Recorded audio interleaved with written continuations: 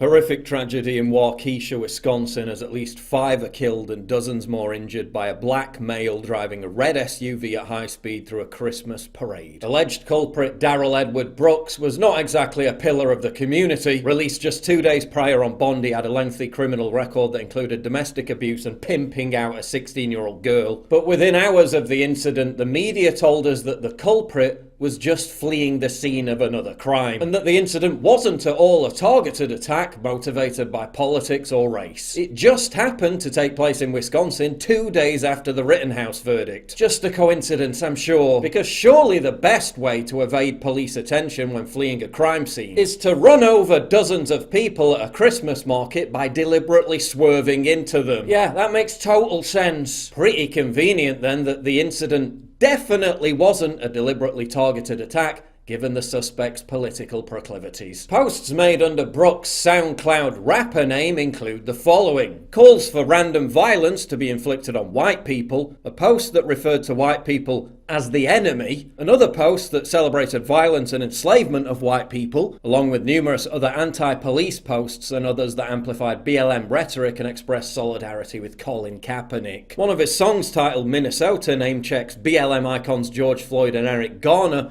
while asserting, quote, "Try and use deadly force, we're gonna go harder." But I'm sure that we can trust the authorities when they tell us that none of this was a motivating factor, especially given that Daniel Thompson, the police chief of Waukesha, led a Black Lives Matter march in June 2020 and made his officers kneel in homage to the extremist movement. Kyle Rittenhouse was smeared by the media as a domestic terrorist white supremacist for defending himself legally against a violent mob. Imagine what their reactions would have been to a white person ploughing through a BLM rally in Wisconsin, who then, when you check their Facebook page, was also posting violent threats against African Americans and Confederate flags. I think the media may have treated the story somewhat differently. Kyle Rittenhouse shooting 3 Antifa in self-defense, none of whom were black, is white terrorism. A BLM supporter who made anti-white rap songs ramming his car through dozens of innocent whites at a Christmas market, just fleeing a crime. Brooks was released from Milwaukee County Jail on a paltry $1,000 bail. This after the Milwaukee County District Attorney bragged about abolishing bail. So thanks to bail reform in the name of eliminating systemic racism, the killer was set free. I guess it's just another example of black privilege. Leftist entrepreneur and social justice activist Mark Feinberg sardonically tweeted,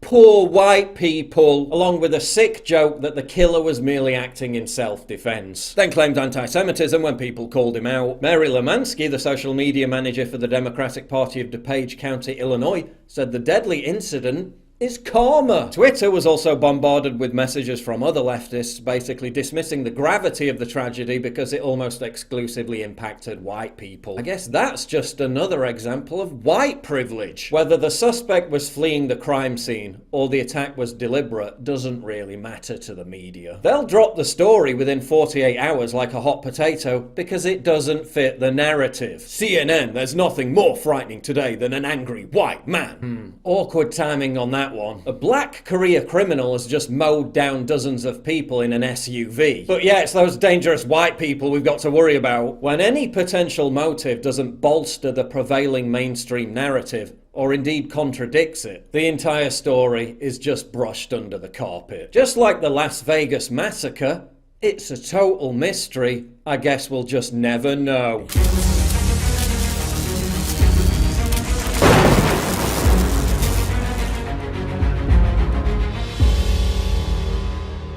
It's absolutely crucial for you to help me fight the war on free speech by supporting me via Subscribe Star, link in description, and also signing up for my free newsletter at summit.news/newsletter.